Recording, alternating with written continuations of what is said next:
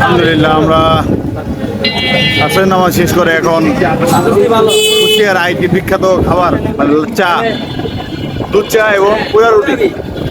তো এই খাবারের সন্ধ্যায় বেরোচ্ছি। তো আমাদের এক ফ্রেন্ড আছে, স্কুল ফ্রেন্ড হিমু, সে আমাদের জন্য অপেক্ষা করতেছে সেখানে। তো আমরা সেখানে যাচ্ছি। ইনশাল্লাহ দেখি আমরা হিমু আমাদের জন্য কি ব্যবস্থা করে রাখছে এটা আমরা গিয়ে দেখবো এখন। কে হিমু, কি অবস্থা তোর? যাক আমাদের দোস্তের সাথে দেখা হয়ে গেছে। আমাদের দোস্ত আগেই নিজের বাড়ি শ্বশুর বাড়ি সব গুষ্টিয়ায়।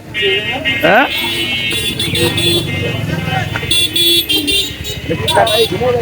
কাটাই খানামো ভিডিও করে আমার ভিডিও ধরে রাখা ধরে রাখা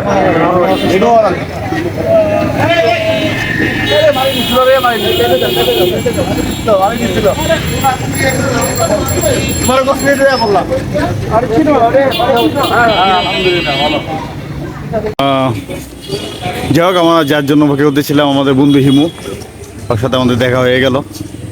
আমরা এখন ওর মাধ্যমে এখন কুষ্টিয়া শহরটা দেখবো। আমাদের নিজেদের যতটুকু দেখা সামর্থ্য ছিল দেখা শেষ। এখন হিমু বলতেছে এখানে আরও এছাড়াও আরও ভালো ভালো জায়গা আছে। এত সন্ধ্যা হয়ে গেছে, অত দেখা সম্ভব হবে না সব কিছু। এখন আপাতত আমরা পোড়া রুটি এবং সেই বিখ্যাত চা খেতে যাচ্ছি, হিমু আমাদের নিয়ে যাচ্ছে। আর এছাড়া বিখ্যাত আর কী খাবার আছে এটা হিমু আমাদের দেখাবে কুষ্টিয়ায়। তো আমরা সম্ভবত হিমুকে সময় দিতে পারবো 2 থেকে 3 ঘন্টা, এর বেশি সময় দিতে পারবো না। আর এখানে হিমুর বাসায় এবং শ্বশুর বাড়ি সব এখানেই। দেখি আমরা যাচ্ছি ওর সাথে। হিমু হচ্ছে আমাদের স্কুল ফ্রেন্ড।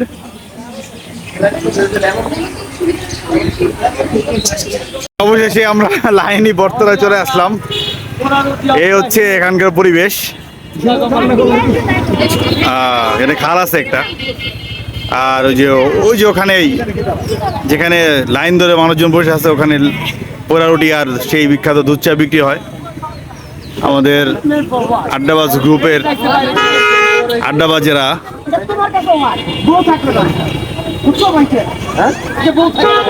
কারো বলে বউ থাকবো না, নিজে বউয়ের খবর নাই। আচ্ছা যাই হোক,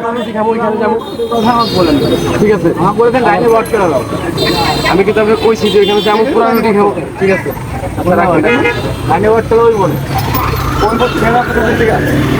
আচ্ছা আচ্ছা কি এখানে এখানে মসজিদ এই হচ্ছে এখানকার অবস্থা। এটা মনে হয় 2 ঘন্টা সিরিয়াল ধরে থাকা লাগবে। কিন্তু বিশাল সিরিয়াল মামা, অনেক সিরিয়াল। কখন খাবো আর কখন যাবো, যে অবস্থা এখানকার। তুমি থাকো, তুমি কি করতে পারো? ও আচ্ছা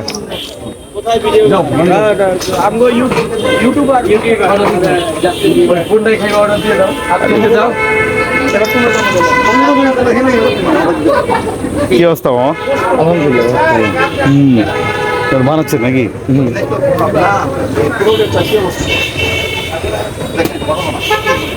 মগে বানান অবস্থা। কিরণ খেতে কিরণ যেতে গেছে, আমাদের কিরণ গরম হয়ে গেছে। অর্ডার না দিলে আধা ঘন্টা পরে অর্ডার দিবি, পরে আবার 1 ঘন্টা পরে। আজ যেটা অর্ডার দাও, তুমি অর্ডার দাও। ঠিক আছে 6টা চা টোকেন দিবেন। আমি যে চাইছি আপনি বুঝবেন, আপনি টেবিলে বসলে টেবিলে যারা বসে তারা আগে লোক চালায় প্রতিদিন। ঠিক তার মানে আধা ঘন্টা না, কমপক্ষে 3 ঘন্টা যে অবস্থা। 6টা চা 6টা রুটি ইনশাআল্লাহ। হচ্ছে লাইনের অবস্থা। চা খেতে হলে যুদ্ধ করা লাগে। সারাদিন ঘোরাঘুরি শেষে কুষ্টিয়া, এখন আমরা রাজবাড়ির উদ্দেশ্যে যাচ্ছি। আমাদের আড্ডাবাজ গ্রুপে যারা ছিল, প্রদীপ, সাব্বির, মনির, আর কি ছিল যেন, প্রদীপ, সাব্বির, মনির, সাইফুল, ওরা আজকে ঢাকা চলে যাবে। তো এখন আমি আর কিরণ আসছি, আমি আর কিরণ যাচ্ছি ওর বোনের বাড়িতে। ওখান থেকে আবার কালকে যাবো রাজবাড়ি থেকে তারপরে সম্ভবত শুক্রবার শনিবার ঢাকার দিকে রওনা দিব। আমরা এখন ট্রেনে আছি। এই হচ্ছে কিরণ। ট্রেনে থেকে আপনার নাম কোথায় বন্ধু? কালুখালী স্টেশন, ওখান থেকে বোনের বাড়িতে যাবো। এই নেবে ট্র্যাক্টর। এই হচ্ছে ট্রেনের অবস্থা। ও ট্রেন ছেড়ে দিল।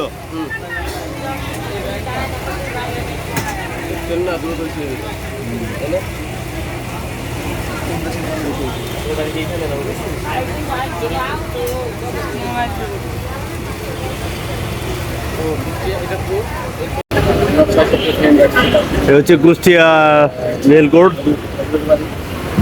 আমরা এখান থেকে রেলকে অলরেডি ছেড়ে দিচ্ছে।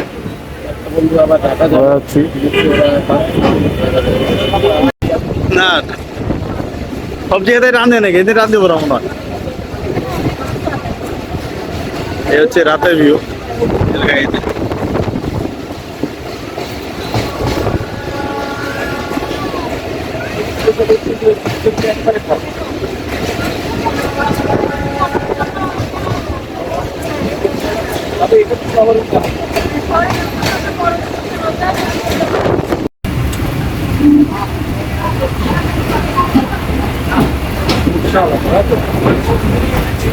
আমরা এখন কুমারখালী রেল স্টেশনে।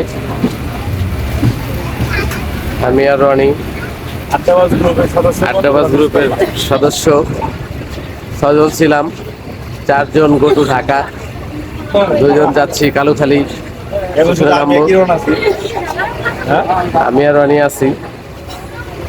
এখান থেকে যাব, জায়গাটার নাম হচ্ছে মোহনপুর নতুন বাজার, আমার ছোট বোনের বাড়ি। আড্ডাবাজের বাকি সদস্যদের মিস করতেছি। আড্ডাবাজের বাকি সদস্যদেরকে আমরা খুব মিস করছি। যাই হোক, আজকে আমাদের ট্যুর এই পর্যন্তই। রাজবাড়ি, কুষ্টিয়া, আলহামদুলিল্লাহ ঈদের পরে মোটামুটি সবসময় ট্যুর দিই। এবার ট্যুরটা মার্শাল্লাহ ভালো হয়েছে। বিশেষ কিরণের বাড়িতে ভাইকে খেয়ে দেয়া, পদ্মা নদীতে গোসল করে খুব ভালো লাগছে। তো বাকি আড্ডাবাজদের সাথে পাচ্ছি না, সবাই সাথে একসাথে নিয়ে বিদায় জানাতাম এই ব্লগ থেকে। আপাতত আমরা কিরণের পক্ষ থেকে আল্লাহ হাফেজ। দেখা হবে আগামী কোনো ব্লগ।